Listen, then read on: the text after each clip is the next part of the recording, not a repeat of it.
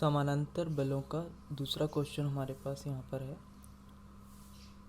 दो समानांतर लाइक बल 10 न्यूटन और 30 न्यूटन के 200 मिलीमीटर लंबी छड़ के दो सिरों पर लग रहे हैं, तो परिणामी बल कितना और किस बिंदु पर लगेगा, ये हमें पता करना है। तो यहाँ पर लाइक बलों से आशय है कि दोनों एक ही दिशा में लग रहे हैं। ठीक है, समानांतर बल हैं और लाइक हैं तो दोनों एक ही दिशा में।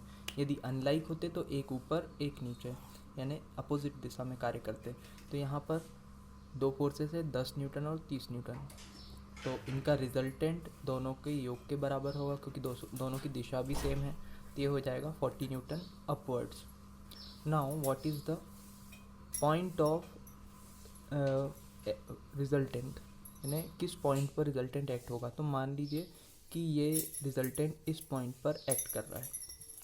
अब इस पॉइंट पर हमारे पास यदि हम इक्वेशन बनाएंगे पॉइंट ए के अबाउट मूवमेंट लेकर, तो हमें एक्स की वैल्यू नहीं पता चलेगी because R also is unknown.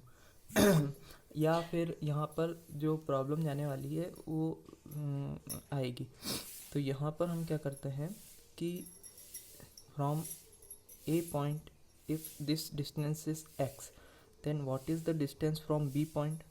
What will be this distance? 200 minus x. So 200 minus x.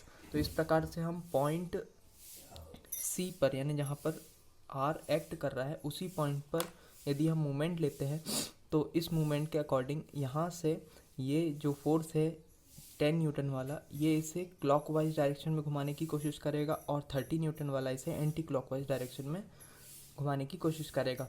और इक्विलिब्रियम की कंडीशन में, मतलब रिजल्टेंट पर क्या होगा कि ये दोनों फोर्स जो होंगे इक्वल एंड अपोजिट वर्क करेंगे, तो ही तो ही ये इक्विलिब्रियम की कंडीशन में रहेगा।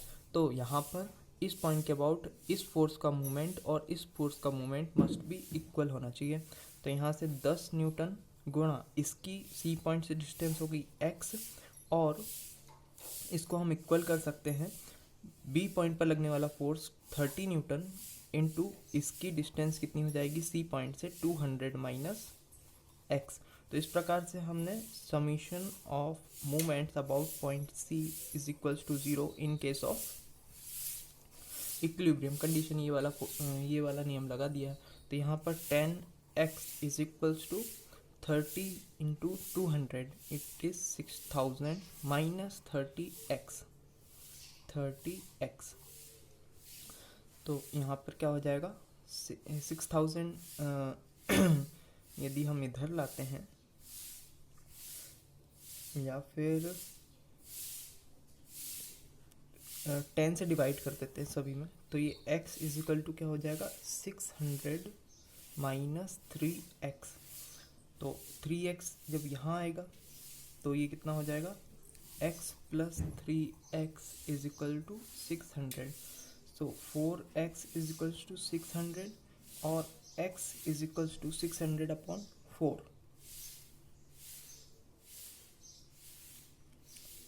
This is 150 mm। So obviously ही बात है, यहाँ ए पॉइंट से जो x डिस्टेंस है वो कितनी हो जाएगी 150 millimetre. This is our answer. तो यहाँ पर दो चीज़ें पूछी गई थी, एक तो रिजल्टेंट फोर्स और दूसरा उसकी डिस्टेंस। तो ये भी बहुत इजी क्वेश्चन था।